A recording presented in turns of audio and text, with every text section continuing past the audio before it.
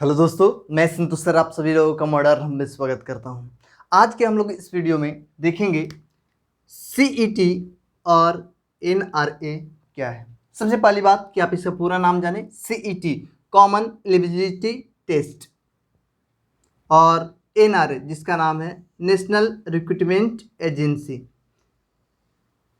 यह एक ऐसी संस्था सरकार के द्वारा बनाई गई है जो आने वाले समय में, यानी कि कह दे आने वाले समय कब, 2021 से, वर्ष 2021 से, ईयर 2021 से आपके देश में एनआरए नामक एजेंसी सभी प्रकार के एग्जाम को कंडक्ट करेगी। सभी प्रकार के एग्जाम कहने का मतलब क्या? सभी का मतलब ग्रुप बी और ग्रुप सी। ग्रुप बी और ग्रुप सी के जितने सारे एग्जाम हमारे सेंट्रल गवर्नमेंट में होते हैं। कहाँ? केंद्र सरकार में, सेंट्रल गवर्नमेंट में।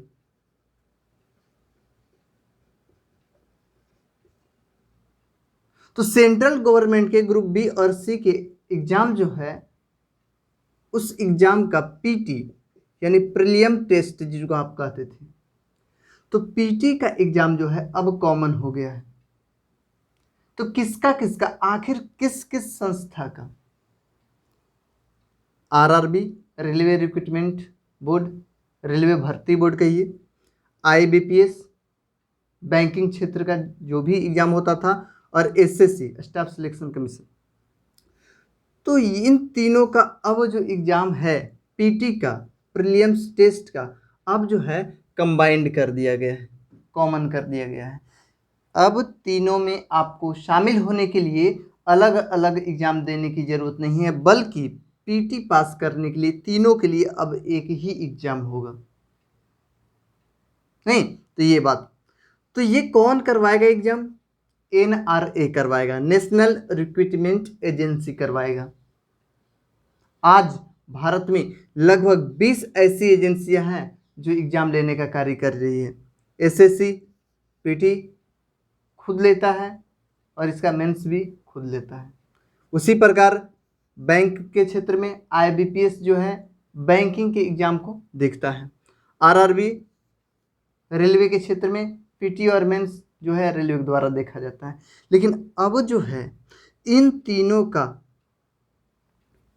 प्रीलिम्स जो है, जो सीईटी के नाम से जाना जाएगा, यानी तीनों का पीटी एक ही होगा।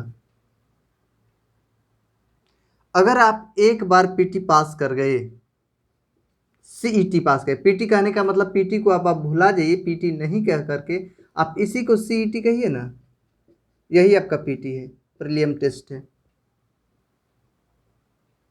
तो अगर आप इसे पास कर जाते हैं तो उसके बाद मेंस के लिए आपको पुनः फिर आरआरबी बुलाएगा। यानी मेंस के लिए आरआरबी खुद जो है अपना एग्जाम लेगी, बैंक खुद अपना एग्जाम लेगा और एसएससी खुद अपना एग्जाम लेगा। मेंस के लिए पीटी तीनों का अब एक हो चुका है। तो वही आपका सीईटी है और कोई बड़ी बात नहीं है। कैसे होगा, कब होगा? हमने बताया कि 2021 से इसे लागू होने की संभावना है। तो प्रश्न यह उठता है कि आखिर इसके पीटी में जो है सर, ये होता था कि जीएस पेपर सिर्फ अधिकांश पूछे जाते थे, मैथ और रीजनिंग होते थे। बात करें बैंकिंग में, तो बैंकिंग में जो है इसमें रीजनिंग और इंग्लिश काफ़ी वास्ट होते थे, काफ़ी बेस्ट होते थे, मैथ्स नॉर्मल होता था। एसएससी की बात करेंगे तो इसमें मैथ जो है काफ़ी वास्ट होते थे, नहीं, और इंग्लिश नॉर्मल चलेगा एसएससी में, बाकी जीएस रीजनिंग तो सभी में शामिल है। तो यहाँ पॉइंट ये है कि क्या सीईटी का जब हम एग्ज़ाम देंगे तो आखिर किसके पैटर्न पे देंगे? एसएससी का पैटर्न होगा, आईबीपीएस का होगा, या रेलवे का होगा? सबसे बड़ा प्रश्न लोगों के दिमाग में आ रहा है कि आखिर किसके पैटर्न पे हम एग्ज़ाम देंगे। तो मेरे दोस्त, घबराने की कोई ज़रूरत नहीं। अब तीनों का पैटर्न पीटी के लिए सामान्य होगा, और पहले जिस प्रकार आप ऑब्जेक्टिव में वस्तुनिष्ठ प्रश्न की तरह ऑब्जेक्टिव पहले जो आपको क्वेश्चन मिलता था, अब भी ऑब्जेक्टिव क्वेश्चन मिलेगा। जिस प्रकार पहले आप 100 क्वेश्चन पीटी में 100 क्वेश्चन आपको मिलता था, अब भी 100 क्वेश्चन मिलेगा। मार्क्स अलग बात है कि ये हो सकता है 100 क्वेश्चन के लिए आपको 200 मार्क्स मिले, नहीं 100 क्वेश्चन के लिए 200 मार्क्स मिले। तो अब यह 100 क्वेश्चन में क्या होगा, टेंशन रेलवे वालों को हो रहा है, नहीं टेंशन आईबीपीएस वालों को हो रहा है, रेलवे वालों को हो रहा है भाई अब से इंग्लिश पढ़ना पड़ेगा। आईबीपीएस वालों को हो रहा है कि भाई अब हमको भी जीके पढ़ना पड़ेगा, जीएस पढ़ना पड़ेगा। नहीं, फायदे में कौन है बंदा, एसएससी। जो एसएससी की तैयारी कर रहे हैं उनको काफ़ी ज़्यादा फायदा होने वाला है। नहीं तो अब मैं बता रहा हूँ कि 100 क्वेश्चन, तो 100 क्वेश्चन कहाँ से होगा, 100 क्वेश्चन में आपका 4 भाग होगा। यानी आपको जीएस भी पढ़ना होगा, आपको रीजनिंग भी पढ़ना होगा, मैथ्स भी पढ़ना होगा और इंग्लिश भी पढ़ना होगा। आप रेलवे वाले हो, आईबीपीएस वाले हो, एसएससी वाले हो, आपको अब ये चारों पेपर पढ़ना ही होगा, नो डाउट। तब जाकर के आप जो है सीईटी का एग्जाम क्वालिफाई कर सकते हैं। नहीं तो यह सिर्फ सेंट्रल की बात है, प्रत्येक स्टेट में लागू होने वाला नहीं, घबराने की बात नहीं। ऐसा नहीं कि बिहार पुलिस का एग्जाम के लिए सर फॉर्म भर रहे हैं या बिहार दरोगा के लिए भर रहे हैं तो उसके लिए भी यही होगा, तो बिल्कुल नहीं। यह सिर्फ अभी सेंट्रल सरकार जो एग्जाम कंडक्ट करती थी उसके लिए किया जा रहा है। नहीं तो इस प्रकार से आपको चारों पेपर अब पढ़ना होगा। इसमें भी अलग अलग स्टेज के एग्जाम होते हैं। 10th लेवल पर वैकेंसी निकलता है, 12th लेवल पे वैकेंसी निकलता है और ग्रेजुएट लेवल पे वैकेंसी निकलता है। तो उसी प्रकार यहाँ सीईटी का जो एग्जाम होगा 10th लेवल पर भी होगा, 12th लेवल पर भी होगा और ग्रेजुएशन लेवल पर भी, तीनों लेवल पर आपका एग्जाम होगा। तीनों आपको देने होंगे। ऐसा नहीं कि ग्रेजुएशन लेवल का एग्जाम दे दिए तो बाकी दोनों कंप्लीट, नहीं ऐसा थोड़ी है। आप यूजीसी सॉरी आप अगर एसएससी यूडीसी का पीटी दे देते हैं एसएससी में, तो ऐसा थोड़ी है कि एमटीएस का पीटी आपको नहीं देना पड़ता था, देना पड़ता था। सेम वही है यहाँ पर भी कि आपको 10th लेवल का भी सीईटी निकालना होगा, 12th लेवल का भी सीईटी निकालना होगा और ग्रेजुएशन लेवल का भी सीईटी निकालना होगा। तभी आप 10th लेवल का फॉर्म भर सकते हैं, 12th लेवल का फॉर्म भर सकते हैं और ग्रेजुएट लेवल का फॉर्म भर सकते हैं। अब पॉइंट ये है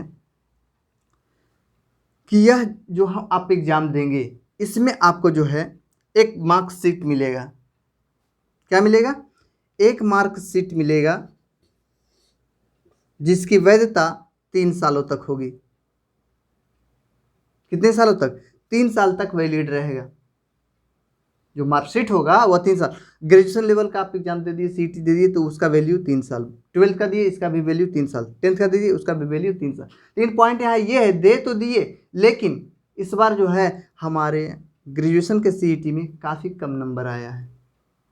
सपोज करते हैं कि मेरा 100 में 80 मार्क्स आया है, सपोज करते हैं, बहुत बेटर है।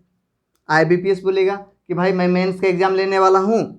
वैसे बच्चे जो सीईटी पास है, सीईटी पास के लिए भाई 60 स्कोर है, जो बच्चे सीईटी में 60 ला दिए वो पास है, आपको मार्क्स मिल गया, आपको सर्टिफिकेट मिल गया, 3 साल तक वैलिड है। अब बैंक कह रहा है कि वैसे बच्चे जो 70 नंबर ले आए हैं वो आ जाइए मेरे पास। तो एक बात बताइए, आप पास तो है लेकिन आप जा सकते हैं, बिल्कुल नहीं जा सकते हैं। कितने वाले जाएंगे, 70 वाले। बैंक के अलावा एसएससी कहेगा कि भाई आपके पास जो है अगर 75 नंबर है तो आप आइए मेरे पास। क्या पास वाले जाएंगे, नहीं। तो इसमें करना क्या होगा, इसमें अधिक से अधिक मार्क्स गेन करना होगा, अधिक से अधिक मार्क्स लाना होगा। ऐसा नहीं कि एक बार सीईटी दिए हो गया 3 साल तक, नहीं 6 महीने पर आपके यहाँ प्रत्येक 6 महीने पर एग्जाम होगा। यहाँ पर कहीं हम लिखे होंगे प्रत्येक जो है 6 माह पर एग्जाम होगा, शायद होगा कहीं लिखा हुआ, देख लेंगे। ठीक है, कितने माह पर, प्रत्येक 6 माह पर परीक्षा होगा। तो उसमें आप बैठ सकते हैं। इस बार अगर आपका 60 नंबर आए तो अगले में हो सकता है 70 आए, फिर आप बैठेंगे तो हो सकता है 80 आए या कम भी आ सकता है। नहीं तो आपका कोशिश यही होगा कि इन सभी के लिए बेस्ट स्कोर को गेन करें। मार्क्स को नहीं गेन करना है, मार्कशीट को गेन नहीं करना है, क्या स्कोर को गेन करना है, काफ़ी ज़्यादा नंबर लेके आना है। और जो सबसे अधिक नंबर होगा उसी को आप रखिए, उसी को आप यूज कीजिए। कब तक चलेगा? 3 साल तक आपका झंझट खत्म कि आपको आने वाले एग्जाम के लिए पीटी देना है। लेकिन यह भी तो है कि अब भी जो है 3 साल क्या 5 साल तक वैकेंसी देखने को नहीं मिलता है। तब बंदा करे क्या? तब बंदा कुछ नहीं, सरकार जो है लॉलीपॉप दे दी है, सीटी पास करते रहिए और मन मन में खुश रहिए, अरे हम तो पास हैं, आधा नौकरी लग गया है। ठीक है, बस ये संतुष्टि के लिए काफ़ी है। नहीं, अब बात करते हैं, आरआरबी कह रहा है, रेलवे कह रहा है कि भाई जो भी 65 नंबर लाए हैं सीटी में आ जाइए मेंस के लिए मेरे पास। नहीं, तो इस प्रकार से अपना अपना ये जो है अलग अलग स्कोर के लिए फॉर्म निकालेगी और बोलेगी जो भी बच्चे इतने मार्क्स लाए हैं, इतने परसेंट लेकर आए हैं, वो आप हमारे यहाँ मेंस के लिए फॉर्म भर सकते हैं। तो मेंस का एग्ज़ाम ये लोग खुद कंडक्ट करेंगे। पीटी का एग्ज़ाम इन तीनों के लिए एक कर दिया गया है जो हमारे यहाँ सीईटी लेने वाला है। यहाँ तक पॉइंट क्लियर हो गया होगा, ये भी पॉइंट आपका क्लियर हो गया होगा। आगे की बात करें, प्रकाश जावड़ेकर जी जो हैं हमारे, उनका कहना है कि प्रत्येक साल 1.5 लाख पद के लिए, अब कहाँ 1.5 लाख पद है वो तो आपको पता होगा, हमको नहीं पता है भाई 1.5 लाख पद कहाँ आते हैं प्रत्येक साल सेंट्रल में, वो आपको पता होगा, प्रकाश जावड़ेकर जी को पता है। उनका कहना है कि 1.5 लाख पद के लिए प्रत्येक साल जो है वैकेंसी निकलती है, जिसमें मात्र 2.5 लाख उम्मीदवार भरते हैं। मेरे अनुसार से भाई, मेरे अनुसार से अगर 20,000 वैकेंसी निकल जाए सिर्फ रेलवे में तो 1 करोड़ फार्म गिर जाता है। मेरे अनुसार से कि 20,000 वैकेंसी निकल जाए ना तो भारत में इतनी बेरोजगारी है कि 1 करोड़ फार्म गिरने में कोई मतलब कि शक नहीं है। पूरे दुनिया का सबसे बड़ा एग्जाम होता है रेलवे का। नहीं, Guinness book of the world में भी उसका नाम शामिल हुआ है कि भाई इतना लोग एक बार बैठते हैं रेलवे में। तो 20,000 वैकेंसी के लिए 1 करोड़ लोग बैठते हैं, तो उस अनुसार से जो है 1.25 लाख वैकेंसी लिए कितना लोग बैठेंगे, सोचने वाली बात। मेरे अनुसार, इनके अनुसार तो 2 गुना फॉर्म कभी हुआ है ऐसा नहीं। तो स्थिति ये है कि अगर वैकेंसी निकल गई तो इतना फॉर्म गिरते हैं सिर्फ रेलवे के लिए। उसी प्रकार अगर 50,000 फॉर्म निकल गई बैंक के लिए तो इसके लिए भी जो है लगभग 50,000 है तो मिनिमम जो है 5 लाख से 10 लाख लोग कम से कम लेते हैं बैंक में। 10 लाख लोग फॉर्म भरेंगे कम से कम, नहीं पीटी के लिए। अब पॉइंट ये है कि एसएससी में भी निकल गया, एसएससी में भी 5,000 पद निकल गया, तो एसएससी में भी 5,000 पद के लिए जो है 5 लाख से ऊपर जो है फॉर्म भरा जाएंगे। अब पॉइंट ये है कि कुछ बंदे ऐसे हैं जो आईबीपीएस में भी भर दिए हैं, रेलवे में भी भर दिए और एसएससी में भर दिए हैं, उनके लिए यह बेस्ट मौका है। आपको हमेशा डर है कि मेरा एग्जाम का डेट जो है कहीं सेम ना आ जाए, तो रेलवे का एग्जाम देंगे, एसएससी का छूट जाएगा। नहीं, ये डर आपके माइंड में हमेशा रहता था। साथ ही साथ जो है आपके पैसे भी अधिक खर्च होते थे। रेलवे फॉर्म भरे अलग से पैसा लाओ पापा, और इसके लिए अलग से और इसके लिए अलग से पैसा दीजिए, नहीं तो उस पैसे का बोझ कम जाएगा। कहने का मतलब ये हुआ कि जब सीईटी का एग्जाम होगा तब इन तीनों का पीटी एक ही होगा, न तो आपका एग्जाम का डेट मैच करेगा, यानी कि परीक्षाओं की तारीख एक साथ आने से मुक्ति आपको मिल गई, नहीं और क्या, और ये हो गया, हाँ क्या बात कर रहे थे, झंझट से मुक्ति मिल गई और पैसे भी आपका एक बार लग रहे हैं, बार बार आपको पीटी में पैसा देने की जरूरत नहीं, इसके लिए तीनों के लिए अलग देने की जरूरत नहीं, एक ही जगह देने की आवश्यकता आई। और अब मायने में ये आता है कि पहले तो इतने उम्मीदवार इसके लिए थे, अब तो उम्मीदवारों की संख्या और बढ़ गई तीनों को मिला करके। अब क्या करेंगे, तो होगा यही कि लगभग 1,000 नए सेंटर, कितना, 1,000 नए एग्जाम सेंटर को खोलने की मंजूरी मिलने वाली है। नहीं, और प्रत्येक जिला में, प्रत्येक डिस्ट्रिक्ट में एक सेंटर होगा जो यह एग्जाम को कंडक्ट करेगा। आप अपने मनचाहे तारीख को एग्जाम दे सकते हैं, आप अपने होम डिस्ट्रिक्ट में एग्जाम दे सकते हैं। मतलब दूर आने जाने की जो झंझट थी, लंबी यात्रा की जो झंझट थी, जैसे बिहार वाले हैं तो उनका जो है एग्जाम सेंटर भेज दिया गुजरात, बिहार वाले के सेंटर भेज दिया सिकंदराबाद। इस बार तो हम देखे थे लक्षद्वीप तक था रेलवे में, नहीं अंडमान निकोबार था, बोलिए वहाँ कौन भेजता है भाई, नहीं अच्छा मजाक है। तो लंबी यात्रा की दूरी से आप छुटकारा पा गए। अब आप अपने होम डिस्ट्रिक्ट में पीटी का एग्ज़ाम दीजिए, लेकिन मेंस के लिए आपको जाना पड़ेगा भाई, जहाँ आपको बुलाएगा वहाँ मेंस के लिए जाना पड़ेगा। मैं पीटी की बात कर रहा हूँ। आगे बात करेंगे, ये तो हो ही गया आपका, बार बार फीस भुगतान से मुक्ति हो गई। अब सेंटर और डेट चुनने की आपको आज़ादी मिल गई, कौन से सेंटर पे एग्ज़ाम देना है और कब एग्ज़ाम देना है वो आप खुद चूज कर सकते हैं। तो ये सबसे बड़ा पॉइंट है और उपलब्धि मेरे अनुसार सीटी आने से होगा।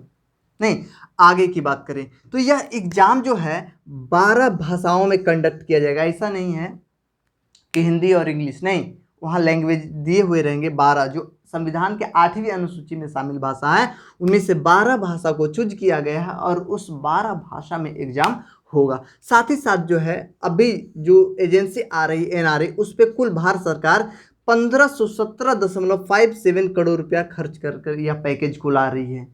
यानी प्रश्न यह भी पूछा जा सकता है कि कितना करोड़ खर्च होने वाली है इस पे, तो आप सामने देख रहे हैं, मैं एग्जाम के व्यू से बता रहा हूँ। नहीं, तो इस प्रकार आप देख सकते हैं कितना खर्च हुआ। एक और जो झंझट था कि 12 से 18 महीना में फॉर्म भरने से लेकर के मेरिट लिस्ट तक नाम आते आते लगता था, या जो है इनका कहना है। नहीं, मेरे अनुसार भाई पहले पीटी होता है, मेंस होता है, फिर अगर इंटरव्यू हो तो इंटरव्यू होता है, साइको है तो साइको होता है, उसके बाद हाई कोर्ट होता है, उसके बाद सुप्रीम कोर्ट होता है, उसके बाद मेरिट आता है, तब जाकर ज्वाइनिंग होता है मेरे अनुसार। लेकिन इनके अनुसार 12 से 18 महीना में जो है व्यक्ति ज्वाइन कर लेता था। अब जो है यह और आसान हो जाएगा, 12 से 18 महीना नहीं बल्कि 12 महीना के अंदर ही लड़के ज्वाइन कर सकते हैं। नहीं, तो इस प्रकार से थोड़ा सा और आसान होने वाला है, आपके लिए कुछ खास होने वाला है। नहीं, एक बात और माइंड में हमेशा रखना है कि इन तीनों के अलावे और कोई माइंड में नहीं रखना है एग्ज़ाम कि भाई उसके लिए ऐसा नहीं कहा दिए बीपीएससी के लिए और यूपीएससी के लिए भी कंबाइंड होगा। नहीं, उसके लिए जैसे होता था वैसे होगा, बिहार दरोगा के लिए जैसे होता था वैसे होगा, बिहार एसएससी के लिए जैसे होता था एग्ज़ाम वैसे होगा। बिल्कुल घबराने की जरूरत नहीं है। बस ये तीनों। अब माइंड में कुछ लोगों का आ रहा है कि सर अब ऐसे कैसे, अब तो हम ऑल ओवर फुटबॉल हो गए पूरी तरह से, करें क्या अब हम? नहीं, अब कैसे पढ़े, हम तो रेलवे वाला स्टूडेंट है, इंग्लिश कैसे पढ़े? तो मेरे भाई कोई भी चीज़ आसान ही है, मतलब काफ़ी ज़्यादा हार्ड नहीं है, आपके मन का डर है बस। आप एक बार तैयारी तो शुरू कीजिए, काफ़ी आसान हो जाएगा। बस पीटी में तो आपको देना है, मेंस में कहाँ मैं बात कर रहा हूँ, मेंस में जैसे चल रहा था वैसे चलेगा। नॉर्मल जो है ग्रामर आपको पढ़ना है। नहीं, तो आप जिस प्रकार तैयारी कर रहे थे घबराइए नहीं, बिल्कुल उसी प्रकार से आप निरंतर लगे रहिए। जैसे ही आपके सामने एक सिलेबस आएगा, क्योंकि यह जो है 2021 से लागू होने वाला है, जैसे ही आपके सामने सिलेबस आएगा मैं फिर जो है इसको डिफाइन करूंगा कि क्या क्या आपको एक्स्ट्रा पढ़ने, कौन से टॉपिक को पढ़ना है, एक बार और मैं आपके लिए वीडियो बनाऊंगा। नहीं, तो आई थिंक मेरे अनुसार से अब सीईटी और एनआरए आपको समझ में आ गया होगा कि यह एक एजेंसी है और सीईटी यह एक प्रकार का टेस्ट है जो 3 संस्था को एक साथ जोड़ने का काम कर रही है, सिर्फ और सिर्फ पीटी के लिए। नहीं, 10th के लिए अलग, 12th के लिए अलग और ग्रेजुएशन के लिए अलग अलग आपको देने होंगे सीईटी का एग्ज़ाम, और इसका सर्टिफिकेट आपको मिलेगा। प्रत्येक 6 महीना में यह एग्ज़ाम होगा। नहीं, तो इस प्रकार से आई थिंक आपको समझ में आया होगा। और भी अगर कोई प्रश्न सीईटी और एनआरए के बारे में हो आपके माइंड में, तो बिल्कुल आप बेझिझक होकर के नीचे दिए गए कमेंट बॉक्स में पूछ सकते हैं। वीडियो पसंद आए तो लाइक करें, शेयर करें और सब्सक्राइब करना बिल्कुल नहीं भूलें। धन्यवाद।